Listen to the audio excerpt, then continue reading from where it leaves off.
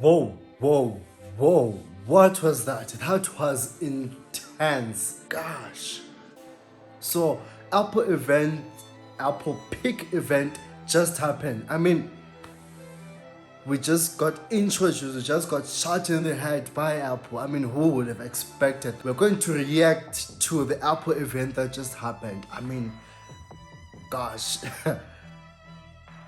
Apple's just leveling up everything, every detail. Okay, manje ngimukhuluma kakhulu and just get to the point, right? Saqalisa from entweni ezincane ezigqorayo sikhwela to the things, to the top tier, to the bar cake and stuff. Kokuyana ubona omnandi wangikhona ukuchaza, right? So the iPhone SE, we got the iPhone SE. It has the 15 bionic chip. I mean, Apple just like, what the heck, Apple? You just placed a flagship chipset to your budget phone. iPhone SE is a budget phone. It's not interesting. It still has the same iPhone 8 design. Still have the last 2020 iPhone SE2 design. Still have Touch ID and everything. The only difference is that now there's a back glass and also a front glass. But it is some other parts of the iPhone 13 buffer iPhone SE, so that when the new users of the budget phone, the budget phone that costs around $429 it's still good considering it is now powerful compared to my iPhone 12 Pro Max that has A14 bionic chip. But all is well. They say that they're going to increase the battery capacity. Is going to be improved. Obviously, it's going to be improved. As you can see, the iPhone 13 is really good. You can get the unboxing right in this video above. Right. Enough about the iPhone SE3. Now let's talk about the iPhone 13. They've introduced new colors. Into Apple to bring in new colors every year so that you can buy the new iPhone, so that you can be refreshed again. It's more like a refreshed color, a color refresh.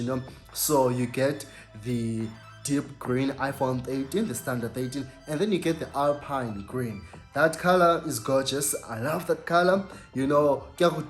Back like it brings you the new mood to the iPhone 13, of which it also increases sales of the iPhone. But anyway, we're not about that. Right. Nextly, Apple released the M1 MacBook. Oh God.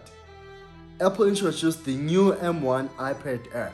It's powered, obviously, by the M1 chip. The M1 chip, it's like 5 times faster, than any other chipset competition out there for tablets. For tablets only. Apple likes to transition nicely with Apple Silicon, So they introduced the new M1 to the iPad Air. The iPad Air is still the same, nothing major. Still got the 12 megapixel camera with the center stage, the approaching center stage to the iPad Air, and also battery capacity 5G, or also they brought in 5G to the iPhone SE. How can you forget 5G? Oh God, we're tired already. But anyway, 5G to the iPhone SE, 5G to the iPad, the M1 iPad Air. We're getting new power, new processor, doubled GPU, doubled CPU. We get the immense power. I could really use one, for editing my videos, because I use my phone. But it's also good, you can get to use apps that are hard on the phone, that choose the most and utilize the GPU, right? So it has liquid retina display, 12 megapixel ultra wide front camera with center stage. Obviously, as I've mentioned before, it has Wi-Fi 6 and also it's available in cellular. That's the iPad. Now, to the most craziest thing that we've seen so far. In 2020, Apple introduced the new M1 MacBook Pro, and in 2021, they placed the new M1 chipsets to their iPad Pro. Like transition and and in 2021, that was in 2020 by the way, and 2021 we also got the M1 Pro and the M1 Max for the MacBooks, for the 2021 MacBooks, and I have to tell you, those are freakishly powerful. They're freakishly powerful, intense.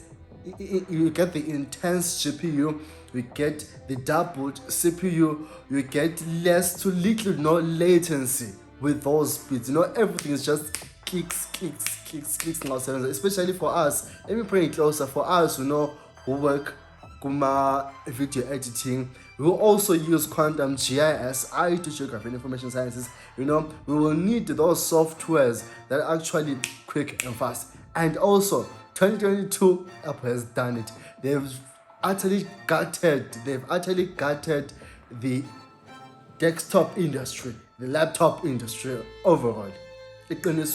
So they've brought in the M1 Ultra. This is the best of the best. This is a killer. But here's the funny part. At the end, they teased the Mac Pro. And we are going to get even immense power from that. If you like power, if you're a heavy user, don't buy this M1 Ultra based product that I'm going to talk about later.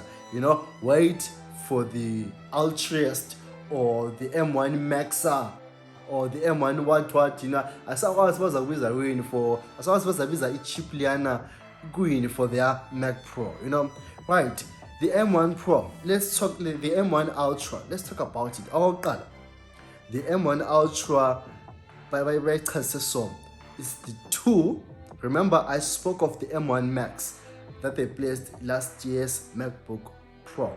Right, so the M1 Ultra, they matched 2 M1 Max chipsets. Matching an already powerful chip together, you're also going to get a monster of a chipset. You're also going to get performance, higher bandwidth, low latency. You also get the double GPU. Everything's going to be tripled and quadrupled. You're going to put and stuff. So that's how they did it. They meshed it. They said, do you see the M1 Max? Yeah, that one. We had a hidden layer underneath whereby you can simply merge the 2 M1 Max chip together to bring upon this new baby. We have the M1 Ultra. Now, where are they going to put it? Right. Before we talk about that, let's simply look at the numbers. Which is CPU, 64 core GPU, 30 core neural engine, and overall the M1 Ultra has the 16 high performance cores and 4 high efficiency cores. That is hot. 16 high performance cores, and with that you also get 800 gigabytes of higher bandwidth. That's insane. Ladies and gentlemen, I introduce to you the MacStudio, the new 27-inch MacStudio. This is a display that's not similar to the XDR display, super XDR Retina display they brought in, some few years back. It doesn't cost much, it doesn't cost much compared to the XDR. It's reasonable, but it has lots and lots of components. It has the A13 Bionic chip. It is filled with 6 speakers and 3 mics. This is a display on its own. The MacStudio display, it's powerful. It's a 5K at 12 megapixel ultra wide camera with center stage, first ever for their display. It's just a display, but honestly speaking, that feels like a computer. Right, now the baby, the beast, Ubu. Right. The MacStudio. This is a desktop. It's a box full of chunks. Chunks. I think chunks. I'm a chunks. That's what. It is shaped like a cube and it is measured in length 7.7 inches and in height 3.7 inches. And it comes in two form factor. The MacStudio with the M1 Max chip that costs at $19.99 US dollars, and the MacStudio with the new M1 Ultra chip that costs at $39.99 US dollars. And now these ones support ports. They do have ports. They have 4 Thunderbolt ports, 2 USB-C, Ethernet, HDMI, and a headphone jack. And it supports 18 streams, 8K ProRes 422, and it has 8 terabytes of SSD and it supports 5 displays. And now I'll daily the MacStudio display, which is entirely going to cost you close to 8K, 8,000 with the keyboards and the accessories. It's going to be insane. The reviews, I just can't wait for the reviews. It's going to be awesome. So this is the reaction. This is my reaction. It's great. It's awesome to get that whole new power for the industry, such as, you know, us, the GIS users who use Quantum GIS, ArcMap. We also need to produce maps at a faster pace, you know, and the music industry, the coding industry, and also I've got the movie industry that's going to need that much processing power. No latency, no delays, nothing. This is strictly a 10 out of 10. Thank you for watching. Stay tuned for more. Cheers.